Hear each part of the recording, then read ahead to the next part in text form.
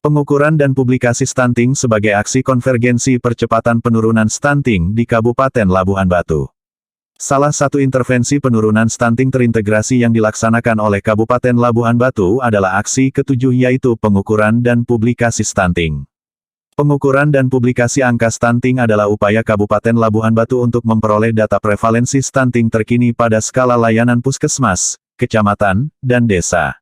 Hasil pengukuran tinggi badan anak di bawah 5 tahun serta publikasi angka stunting digunakan untuk memperkuat komitmen pemerintah daerah dan masyarakat dalam gerakan bersama penurunan stunting.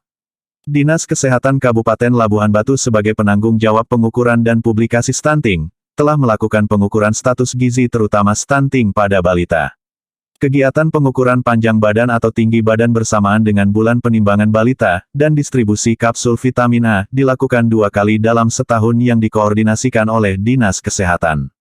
Data pengukuran tinggi badan balita diinput dalam aplikasi elektronik pencatatan dan pelaporan gizi berbasis masyarakat, EPPGBM, yang dientri oleh petugas gizi dibantu tim entri puskesmas di Kabupaten Labuhan Batu. Apabila ada data yang bermasalah gizi dikonfirmasi dan divalidasi oleh petugas puskesmas dan Dinas Kesehatan.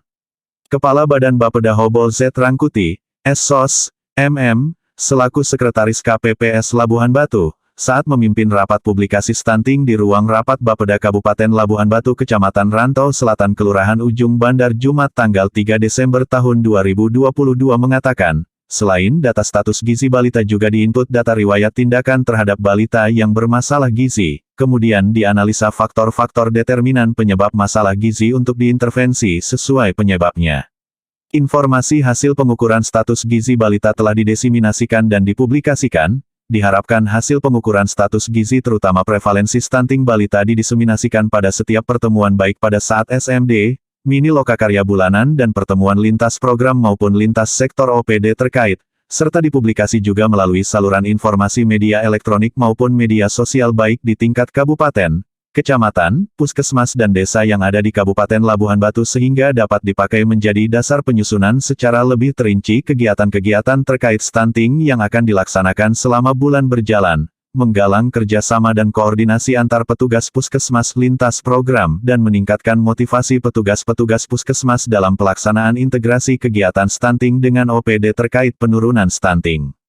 Di sisi yang sama Kepala Dinas Kesehatan Kabupaten Labuhan Batu H. Kamal Ilham SKM, MM, menegaskan seluruh jajaran tenaga kesehatan yang berada di puskesmas harus serius dalam tindakan mengatasi masalah nasional ini. Turun ke lapangan, cek data yang ada dan sesuaikan dengan keadaan di lapangan. Ucapnya, cari tahu apa penyebab utama sehingga menjadikan balita di sana stunting, kita harus bisa mengatasi ini, akan saya jadwalkan turun ke lokasi lokus stunting yang masih tinggi jumlah kasusnya. Kita harus perbaiki kondisi ini sesuai amanat Presiden RI Pungkas Kadis.